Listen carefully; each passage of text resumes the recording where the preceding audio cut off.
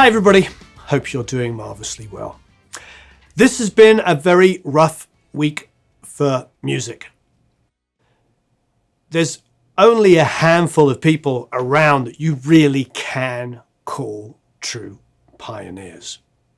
In our industry, there has been guitar players from Robert Johnson through Jimi Hendrix and many other great ones, but the other guy that stands out for so many of us was, of course, Mr. Edward Van Halen, Eddie Van Halen. We've been preparing a video on Eddie and his career, especially the early stuff as he came in and just blew the doors open.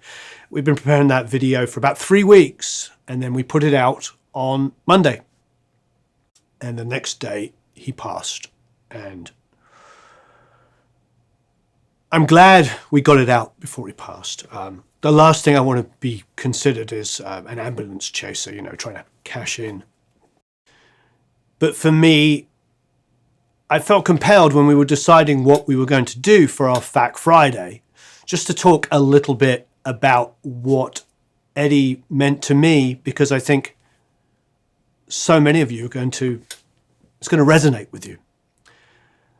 I was a little kid, and it was before I learned to play guitar. I was a huge Queen fan. My father had given me a night at the opera. You all know this story. Gave me a night at the opera for Christmas when I was this tall, and told me, this is worthy. So I loved guitar rock music, but I'm a little kid and I go over to this guy's house called Neil Lewis. He was an older kid and he played guitar, and he put on Van Halen 1, first album. All my hairs are now standing on end. He put it on and I was like, I didn't know what it was. I was like, this is alien music. I'd heard Brian May with this incredible harmony work. It was incredible. But Eddie Van Halen, Eruption, any guitar solo from that first album, anything, the riffs, the groove, the feel. Eddie, for me, took shredding, created shredding as far as I'm concerned. I mean, there was Holdsworth, huge fan, the best legato. There was Al Di Meola with the best right hand picking. But Eddie seemed to put the whole thing together. And then when he took the Steve Hackett kind of note tapping and just went even crazier on it. And don't get me wrong, there's other people that tapped, but when he did it, he just went absolutely nuts. And people were saying, is it a keyboard? We just didn't know what it was. Well, we knew it was a guitar because you looked on the album and it didn't say any keyboard parts. It just said guitars played by Eddie Van Halen. It was absolutely massive. It was such a huge deal. Everything about that first record just blew my mind. So when I did eventually start playing guitar when I was 15, which was a few years later, I just had that thing inside me. I'd gone back, I discovered Hendrix. Of course, by that stage, I was really into Jeff Beck, Blow by Blow, all of this stuff. But secretly, it was two people. It was Brian May and Eddie Van Halen. And of course, all the blues greats. But those two, that to me was like the perfect modern guitar player at that time in the 80s. And frankly, it was. He had it all. He had the ability to pull up the blues, give you so much feel and groove, and then shred with the same kind of sort of middle fingerness. Does that make sense? He had this ability to just kind of like I've seen many people break down his parts and talk about the mode and the this and the that. That's just not how he thought. He found shapes and patterns that were exciting and played them. When you went to go and see him live, you just were blown away because it was so freaking exciting. It wasn't just, melody and harmony. It was melody, harmony, rhythm, excitement, rock and roll attitude, pyrotechnics, and from his fingers. I remember I was very, very blessed to go to one of the production rehearsals, and they did it at the Staples Center in Los Angeles for the last tour. And there was about 100 people there. And my wife and I went, and you could stand anywhere. So we stood up a little bit so we could see the whole stage, and then we went down and we went near the front. And 100 people in this massive arena, and it was their production rehearsals. And Eddie did Eruption there, like twice the speed, with more things going on, all of that insane kind of right hand stuff that he did where he'd hold it with his fingers. He did all of this craziness, and my wife looks at me and I am bawling my eyes out, just like crying my eyes out. And she's like, what's going on? Or, she looked at me. I don't think she said anything. She just looked at me, probably a little doughy-eyed, like, what's going on with my husband? And I was just like, you're never, ever in your whole life, ever going to see something as amazing as this again. This is one of the most incredible pieces of guitar playing, performance, everything that you will ever see. And I knew that as a fact. And I will, to my dying day, I will believe that. And I've been blessed to work with incredible musicians. And I've been blessed to go and see live incredible musicians. But that was second to none. My personal experiences of Eddie were always unbelievable. Many of you may have seen that photograph I posted of a guitar that I got from him. And it was signed over to my son. And it said, "To Charlie, play it loud and make your dad crazy. Love, Eddie Van Halen." The day that he died, I took a photograph of it and I just posted it up in the community tab and on Instagram, I think. And I decided I should take that guitar home. I should take it home, and give it to my son. So it's no longer in the studio. It's my son's guitar. Why leave it in the studio? So we put it in my car on the passenger seat, and I started driving home. And I was maybe driving for like 5 minutes, and I just burst into tears. I burst into tears.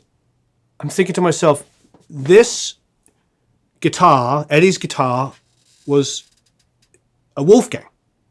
So this is a guitar that he designed, like the perfect guitar for himself. He named it after his son, and he gave it to me for my son. And I just thought about that, and I just burst into tears. I called Ryan Bruce. "Fluff, are you watching?" I called Fluff, and I just emoted. And thank you, Fluff, for picking up my call. And actually, no, he didn't pick up my call. He called me back immediately. I think he heard my message, and he called me back like 30 seconds later. He did hear it, of me sobbing. And he listened to me just gush. And of course, he said the same thing. We all do. As guitar players, as musicians, he was our guy. Somebody said, for baby boomers, it was Jimi Hendrix, and for Generation Xers, it was Eddie Van Halen. And I think that that's the truth. I think that, that was the guitar player of my lifetime that I remember growing up and thinking, wow, this is as good as it gets. Yeah, it's absolutely amazing. I have one story to tell that I really love. I was going to work with Marc Broussard, who's an incredibly talented singer and songwriter. He had done an album, and I think the label wanted him to sort of write a couple more songs to find a single. So naturally, as an artist, you don't want to be in that position where you finish an album and you're being paired up with different writers and producers. And I was one of those guys. So he comes over to the studio for the first time, and he's here for approximately 5 minutes. We're just chatting. He's asking a couple of questions. And the phone rings, and it's Eddie. And I think I knew he was going to call, but I didn't know when, or whether it was going to be during the meeting or afterwards or before or whatever. And he calls, and he starts asking me about these guitar sounds I'd recorded. And he's like, "What pedals are you using?" And I told him I was using Carl Martin pedals. There's one down there. And he was like, oh, well, I've got my own pedals, you know. But he wanted to know how I was getting the sounds, what combination. And it's just amazing. He's like calling because he likes a tone and he wants to know, how did you get that sound? What combination? How did you set up the pedals?